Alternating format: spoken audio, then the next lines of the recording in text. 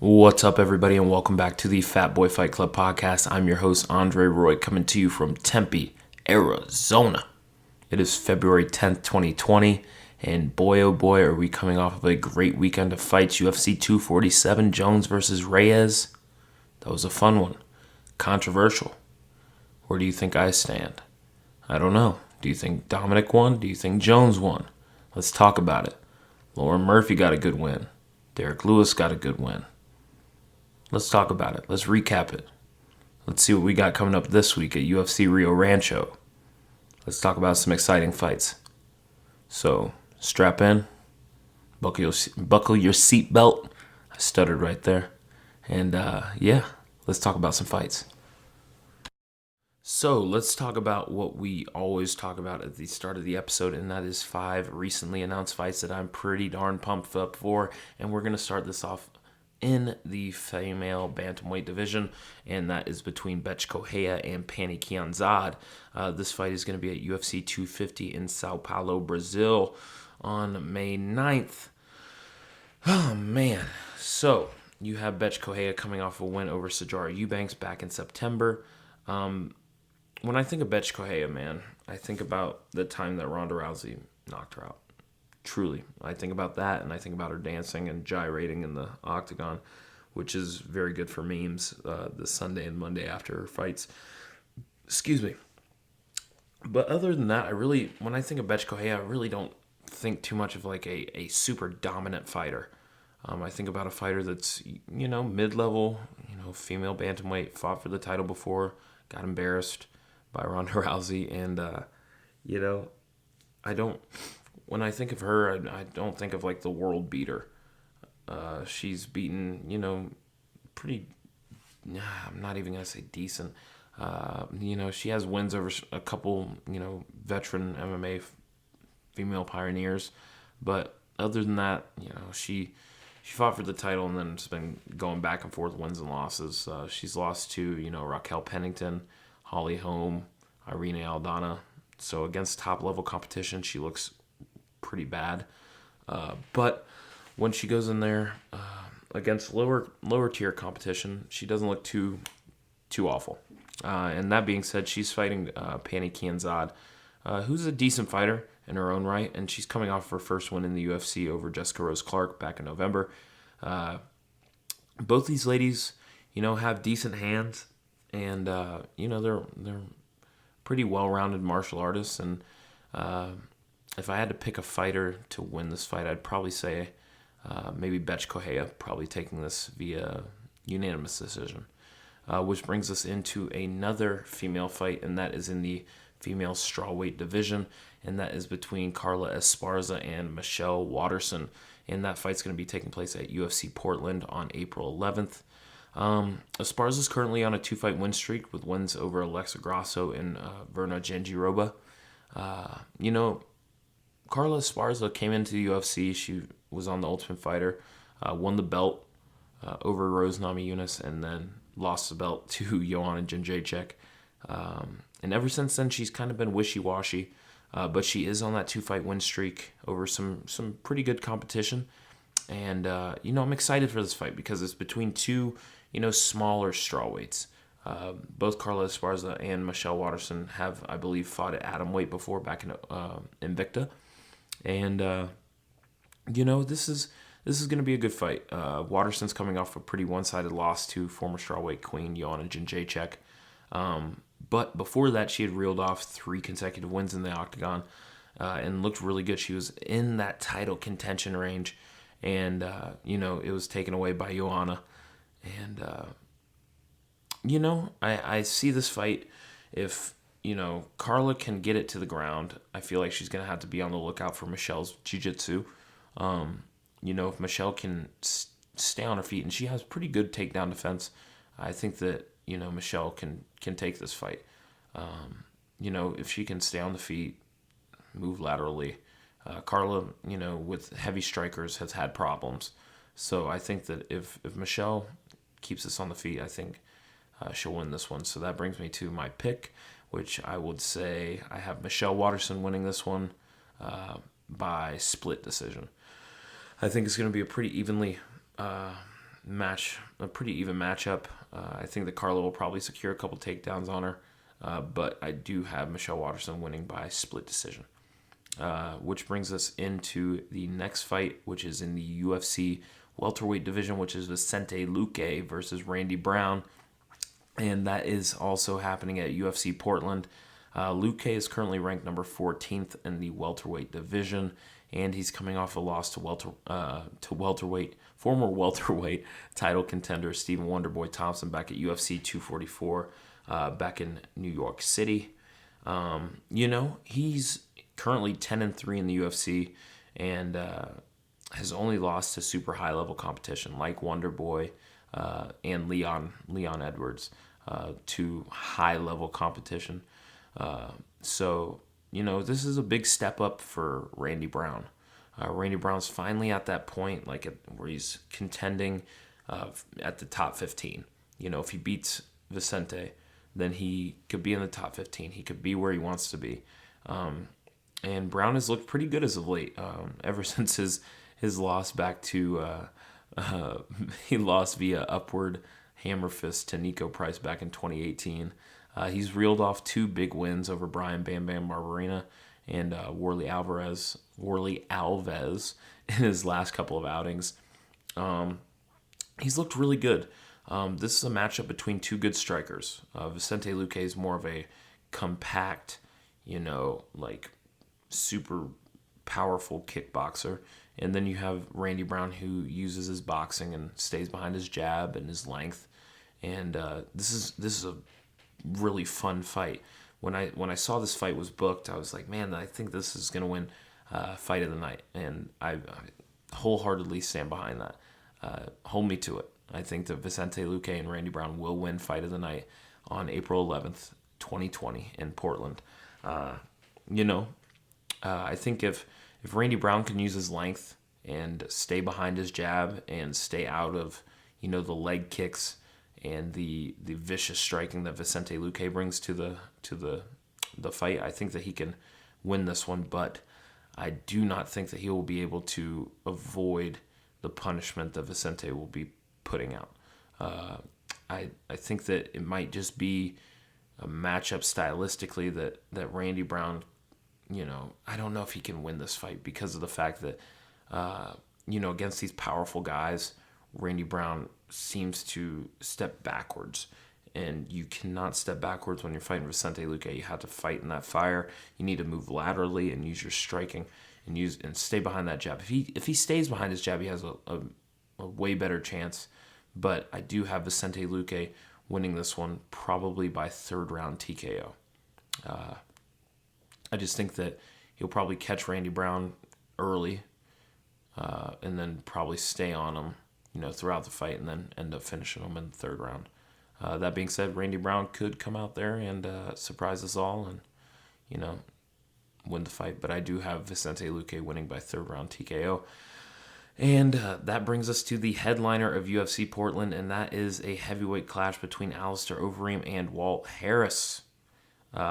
If you guys remember, these two were supposed to headline UFC on ESPN 7 back in December, but due to the loss of Walt Harris's stepdaughter, the bout was scrapped, and Jairzinho Rozenstruik filled in for Harris and ended up beating Alistair Overeem with, I believe it was 4 seconds left in the 5th round, and split his lip open really nasty. That was probably one of the worst injuries of 2019 and probably one of the worst cuts that I've seen in a long time, ever since I believe it was Marvin Eastman and Vitor Belfort. But, this fight, you got Alistair Overeem, who's coming off of that loss, and you have Walt Harris, who was on a destructive pathway in the UFC heavyweight division. I believe, let me check this real quick. I'm going to check my stats real quick on Walt. Walt Harris is currently on I believe it's a 2 or 3 fight win streak. It's a 3. It should be 4 because he beat out Andrei Arlovsky. And yeah, it was overturned, but he's been on a tear, and he should have beat Mark Godbeer too back at UFC 217 back in 2017. So I have him basically on a 5-fight win streak ever since he lost to Fabricio Verdum back in 2017. You know, I think that Walt Harris, and quick backstory on Walt Harris, man. Walt Harris is one of the nicest guys. I remember it was my last MMA fight ever that I ever fought in, and it was in Knoxville, Tennessee, I believe. And it was for Valor Fights. I was sitting in the locker room, and Walt Harris just was back there, and I was like, oh man, like that's Walt Harris. Like I knew who he was, and I approached him. I said, hey man, I'm a real big fan of yours. He's like, oh, very nice to meet you. Told me who he was, wished me good luck. And I went out there and I lost in the second round via, I think it was like a shoulder lock, like Kimura something. And, I went to the back, I cried, and when I got up, Walt Harris was right there, and he told me, like, don't be down on yourself, son. And he's like, you need to continue fighting. You have a lot of potential. And ever since that day, like, Walt Harris has been probably one of my favorite fighters. Just from that, like, he's a UFC fighter. He doesn't have to talk to a little amateur MMA fighter like me. But he was in the back, and he was just super, super nice and lifted me up whenever I felt at my lowest. So I will always hold Walt Harris near and dear to my heart, and I have him winning via second round KO. I think that he's going to put the hands on Alistair Overeem. I think he's coming back from that devastating loss of his daughter, and I think he's really going to prove to the people and put the UFC heavyweight division back on notice as to who he is and what he brings to the table. So yeah, check me on that. Walt Harris, second round KO. And that brings us into the last fight that I'm going to talk about, and that is in the UFC middleweight division. You have Gerald Meerschaert versus Deron Winn at UFC 248 in Las Vegas, Nevada on March 7th. Deron Winn, mini DC. He's coming off of his first career loss against Darren Stewart back in October. I actually had Deron Winn winning that fight. That's a tongue twister. Winn winning. But I did have him winning that fight. I thought that his takedowns controlled Stewart. But the judges didn't see it like that. And, I'm not a judge. Then you have Gerald Meerschaert, who's also coming off a loss to Eric Andrews back in October. Excuse me. Both of these guys, man, very talented middleweights. Deron Winn has very, very good wrestling, heavy striking. He implements that DC way of fighting, which is you push the pace, push your guy up against the cage, and you get the takedown, you beat him up on the ground. Gerald Meerschaert has a very good jiu-jitsu game. He's a very good veteran. He's like a veteran of like over 40 fights, I believe. And, I think that Deron Winn can probably get this W, but he's going to have to push the pace. He's going to have to, get his wrestling game back on track and take this fight to the ground, which I believe that he has the more superior grappling game. I think that he can hold down Gerald Meerschaert. Meerschaert is pretty damn long, and Deron Winn is pretty short, so Deron will probably have to get past that jab. But once he gets past the jab, I do believe that Deron Winn has what it takes to take this to the ground and control it from the ground, land some heavy ground and pound, and I think that he can. I think that he can win this fight via unanimous decision. I have that. That's gonna be my pick for that one. But that brings us to the end of our exciting fights.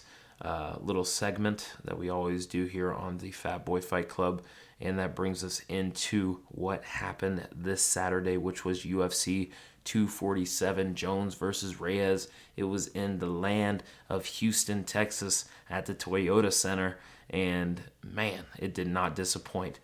So how I'm going to do this is I'm going to read from the bottom to the top. If a fight was super interesting, I'll tell you what I thought about it. So let's hop into this. The early preliminary card, which was on UFC Fight Pass and ESPN Plus, started off in the featherweight division. You had Youssef Zalal defeating Austin Lingo. And before we start this, I did go 8-4 on my picks. Before every UFC event and Bellator event, I have my Fat Boy Fix on the Fat Boy Picks, not the Fat Boy Fix. I have the Fat Boy Picks on my Instagram. So if you follow us at Fat Boy Fight Club on Instagram, you will see my picks every Saturday that there is a fight. If there's a boxing match, you'll see that me pick the winners for boxing fights too. But always on the UFC and Bellator fights, I always choose my picks. And for this fight card, I went 8-4, which wasn't too shabby. So let's hop back into this. We had Youssef Zalal defeating Austin Lingo via unanimous decision, 30-27 on all judges' scorecards. Youssef just brought the fight. I thought that Austin Lingo would be able to come in there and use his heavy punches, but didn't get off that night. So Youssef Zalal went in there and took it from him. In the second fight of the night, it was in the bantamweight division. You had Andre Ewell defeating Jonathan Martinez via split decision, 28-29, 29-28, and 30-27. This is where the judging sort of got a little crazy, but we'll talk about that later. And the third fight of the night, you had Journey Newson defeating Domingo Pilarte via 38-second knockout. Journey Newson just went out there. There's not too much to say about the fight because it ended so darn quickly. Journey Newson just went out there and got it done. Domingo Pilarte got caught early, and Newson just finished him, which brought us into the ESPN preliminary card, which was started off with Mario Bautista versus Miles Jon. Mario Bautista, I trained with him at the lab, and I actually picked against him for this fight, which I'll never do again. Mario went in there and defeated Miles Jon's via flying knee and some heavy ground and pound in round number 2. He went out there, he controlled the pace, he controlled the striking, he controlled the grappling, and he looked very, very good. So big shout out to Mario. I won't bet against you ever again. So, he looked really good. And, he looked good. Which brought us into the second fight on the preliminary portion on ESPN, which was Kalen Williams versus Alex Morono. Kalen Williams went out there in 27 seconds and starched Morono. Starched him. Not too much you can say about the fight. Just 27 seconds long. That was good. In the fight after that was in the women's flyweight division. You had Lucky Lauren Murphy taking on Andrea KGB Lee. Lauren Murphy is one of my buddies. I used to hang out with her a lot whenever we were both training at the MMA lab. Her and her husband are two of the greatest people that I know. And I was super pumped that Lauren got this fight. A lot of people were like, she didn't win 30-27. I didn't have her winning 30-27. I did have her winning 29-28. If you watch her post-fight interview that she did with MMA Junkie, she talks about how she was hurt in the first round. And, she came back and fought back from that. Andrea Lee, I did have her winning that first round and then losing the second and third. I thought Lauren looked very good, and I loved her call out of Roxanne Modafferi. I think that's a very smart call out. Andrea Lee was ranked number 6. Lauren was ranked number 7. Roxanne's currently ranked number 5. I think number 6 versus number 5 is very good. And Roxanne's coming off of a very good win over... she's coming off of that win over Macy Barber. I think this is a really fun fight and a good fight for Lauren Murphy. And if I could do like some MMA, what the future holds, I think that the winner of that fight between Lauren and Roxanne should get Joanne Calderwood. I think that would be a fun number 1 contenders fight to see who takes on the killer at the top of the heap in the women's flyweight division, and that is my girl Valentina Shevchenko, but we'll talk about her a little bit later. And that brings us into the last fight on the prelim card, which was Trevin Giles taking on 24-hour replacement James Krause. James Krause has fought at lightweight, he's fought at welterweight, and last night he fought on Saturday, not last night, but he fought at middleweight. Took the fight on 24 hours notice against a very heavy-handed Trevin Giles, and lost via split decision. No shame in that. He went up there, he fought, and he is a badass through and through. Big shout out to James Krause. Trevin Giles looked very good as well. Those boys put on a good scrap, and that was a good fight leading into the pay-per-view portion of the fight card, which was started off by H-Town's own Derek, my balls are hot, Lewis, a.k.a. the Black Beast. He took on Ilir Latifi, where he won that fight 29-28 on all judges' scorecards. Derek Lewis, man. Let me get a sip of water here. Man, Derek Lewis looked really good last night. Well, Saturday. Damn, I keep on saying last night. But he looked really good. And, went in there. He said that he was working his cardio in the swimming pool. And he looked very, very good. He was throwing switch kicks, flying knees, big shots. And Ilir Latifi stayed in the fight, and he took those shots like a champ and ended up getting some really good takedowns on Derek Lewis in his first ever UFC heavyweight fight. And Ilir Latifi, kind of surprised me. I thought that he was going to get knocked out in like the first or second round. But he came out there and he stayed in the pocket and fought Derek Lewis and brought the fight to him. Got some really good takedowns, and I see Ilir Latifi being a problem for some of these heavyweights on the roster, and I definitely think that he found a good weight class for himself. But that being said, my boy Derek Lewis went in there, did the damn thing in front of his hometown crowd of H-Town, swanging and banging, and it was a fun fight, which brought us into the second fight of the pay-per-view card, which was in the featherweight division. You have Dan Ige defeating Mirsad Bektik via split decision, 29-28, 28-29, and 29-28 on the judges' scorecards. It was I had Dan Ige winning on my picks before the fights, and it was a good fight. Man, I'm yawning. It was a good fight, which brought us into the third fight of the pay-per-view portion, which was another heavyweight fight between Juan Adams and Justin Tafa. And Juan Adams is coming off of that loss to Greg Hardy, where he was knocked out. And Justin Tafa is coming off of a loss via knockout as well. Justin Tafa came into the UFC as a pretty revered striker. I heard that his grandpa was a boxing world champion in New Zealand or Australia, where he's from. And, Juan Adams, ever since he fought Greg Hardy and then threw a temper tantrum, he's not been my favorite fighter to watch, or like follow. And I called it last week, I believe. I said Justin Tafa winning via first round KO, and that's what happened. He hit Juan Adams with one of the gnarliest, lead uppercuts. He was in southpaw stance, hits him with the left, and then starched him with a right uppercut. And just put it on him. And looked really good. And I was excited because I like Justin Tafa. His tattoos are dope. His accent's really cool, and he's one hell of a fighter, and I look forward to seeing him fight again. Which brought us into the co-main event, which was strawweight queen Valentina Shevchenko defending her belt against Caitlin Chukagian. What can I say? Shevchenko's she's a beast. She's super, super good wherever the fight goes.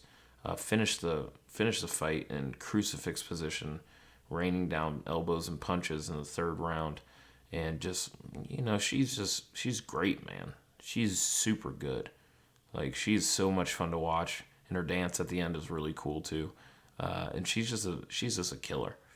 No ifs, ands, or buts about it. Caitlin Chukagian's no slouch.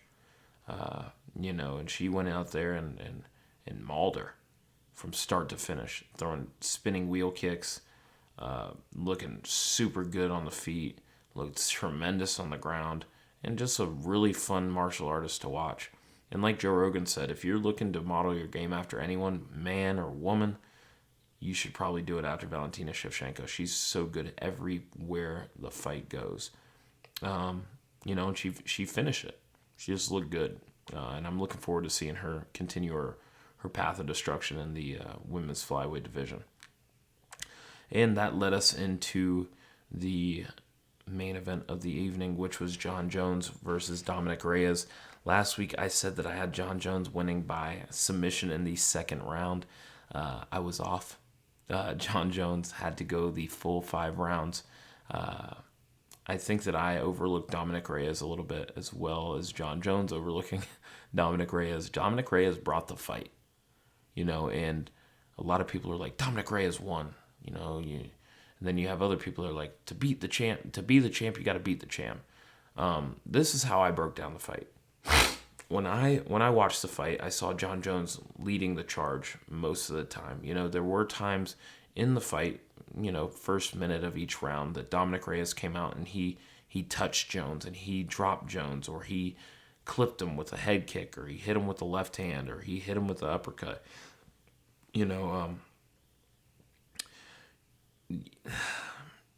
I had Dominic Reyes winning the first 2 rounds. One because he dropped Jones in the first round, I believe. 2 because he was dictating the pace. When the third round came, that's when Jones really started to put the pedal to the metal, and he started dictating his own pace and using his leg kicks and using his jab. And Dominic Reyes was obviously tired in that third round. Fourth and fifth round, I think everybody gave it to Jones. It comes down to that third round, and I had Jones winning that one. Now, if you unsubscribe or stop listening to me because I just say I agree that Jon Jones should have won the fight, then it is what it is.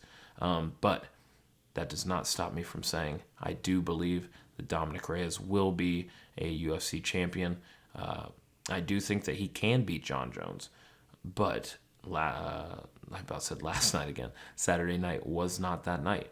To the judge that had it 49-46 Jones, you should probably never be able to judge again. It should have been 48-47 whoever. But it was a very fun fight. I loved watching the fight. It was controversial. I always like seeing championship fights ended like via knockout or submission, but beggars can't be choosers, and Jon Jones continued his pathway of being the GOAT, and which I already think that he is. He's successfully defended the title 14 times, and that's unheard of. And Jon Jones is one of the best ever, do it. And so that brings us into what we're going to be seeing this upcoming Saturday, February 15th, and that is coming from the Santa Ana Star Center in Rio Rancho, New Mexico. This fight card is headlined by Corey Anderson and John Blachowicz. I'm just going to read to you the fights from the bottom to the top. If I think that they're interesting, I'll tell you. If not, I'm just going to run straight through them. To start the night off on the prelim card on ESPN Plus. This is all on ESPN Plus, so I'll stop saying on ESPN Plus. You have the flyweight matchup between Mark De La Rosa and Raulian Paiva. Also, you have Devin Clark versus Daquan Townsend. Then that hops into Macy Chasson versus Nico Montano in the UFC Women's Bantamweight division. In the third fight, you have Casey Kenny versus Merab Davishvili. Casey Kenny is coming off a pretty good win over, I believe it was Ray Borg. Let me check that. Let me see. Casey Kenny fought Ray Borg. Yeah, he's coming off that win to Ray Borg. So I'm excited for that fight. Casey Kenny and Merab Davishvili is guaranteed fireworks. Davishvili trains up there in Long Island at Cerro Longo, and he's coming off of a win over Brad Katona back at UFC Fight Night Iaquinta versus Cowboy back in May. So that's a fight that I'm looking forward to. Then you have Jim Miller versus Scott Holtzman. That's a fun fight. You have two veterans. Jim Miller being one of the longest tenured lightweight fighters in the UFC, and you have Scott Holtzman, who's been looking pretty darn good. He lost to Nick Lentz via unanimous decision back in February of 2019, but then beat Dong Kyun Ma back in Newark, New Jersey, back in August, where I think he like busted the dude's eye open. And before that Nick Lentz fight, he was on a 3-fight win streak. I got Scott Holtzman winning this fight, but yeah, yeah. I've trained with Scott. He's a really cool guy. He's from Tennessee, and yeah, I got Scott winning that fight. But the next fight, you got in the UFC bantamweight division, you have John Dodson taking on Nathaniel Wood. Nathaniel Wood, this is going to be a fun fight. I love Nathaniel Wood. He's on a tear right now. He's 3-0 in the UFC, hasn't lost since 2016. Looked really good against Jose Teco Quinones in his last fight back in London at Till versus Masvidal. And I think that he's going to, pick up where he left off. I think that he's going to beat John Dodson. It's going to be a fast-paced fight, but I do have Nathaniel Wood winning that one. And then in the welterweight division, you have Tim Means versus Daniel Rodriguez. When the Dirty Bird always fights, I'm always tuned in. So, yeah. I don't know who's going to win that fight, but I love me some Tim Means. And then that brings us into the main card, which is started off by in the lightweight division.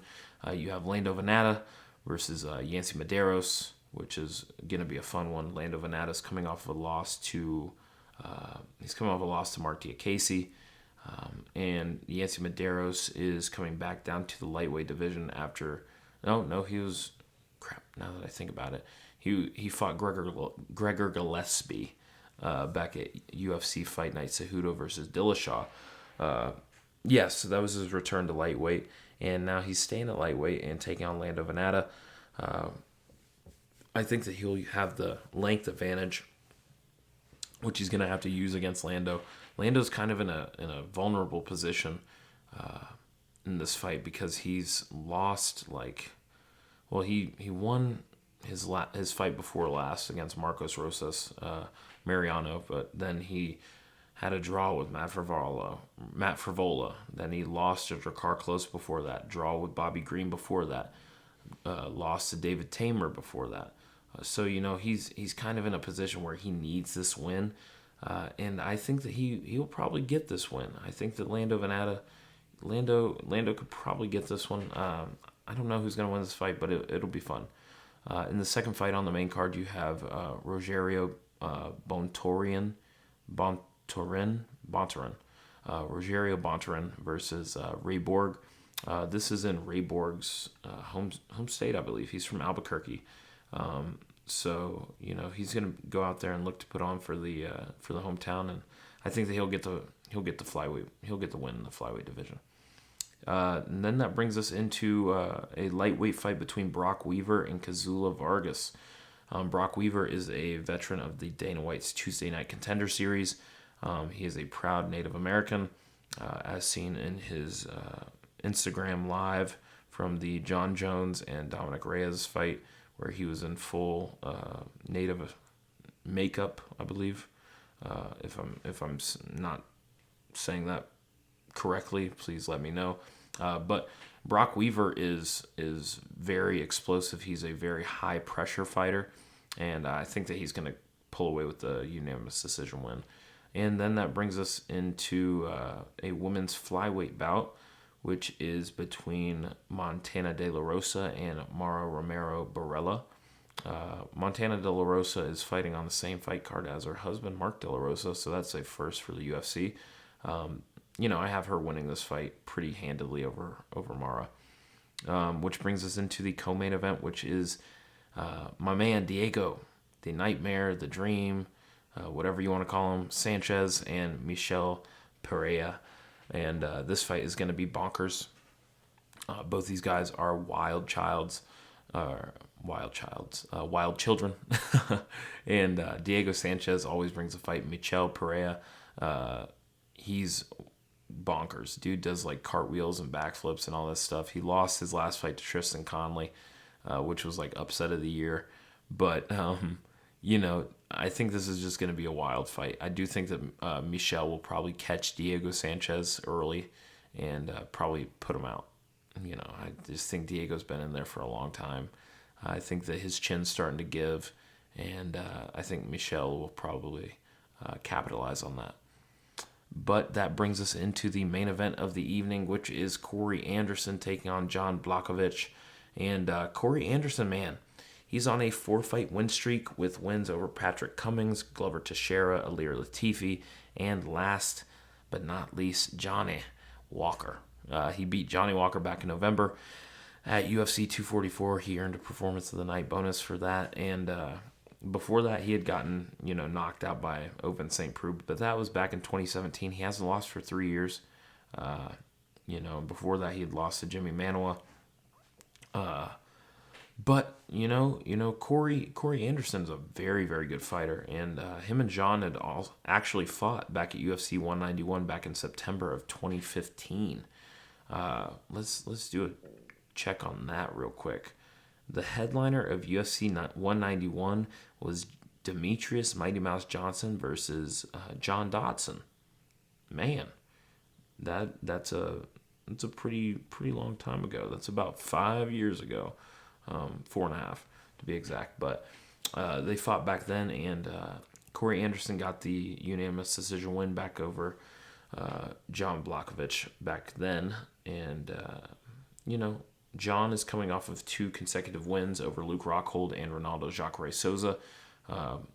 Those are 2 big names, but they're big names at middleweight. Corey Anderson, I think is on a run right now, and I think that run is ultimately going to be with him taking on Jon Jones.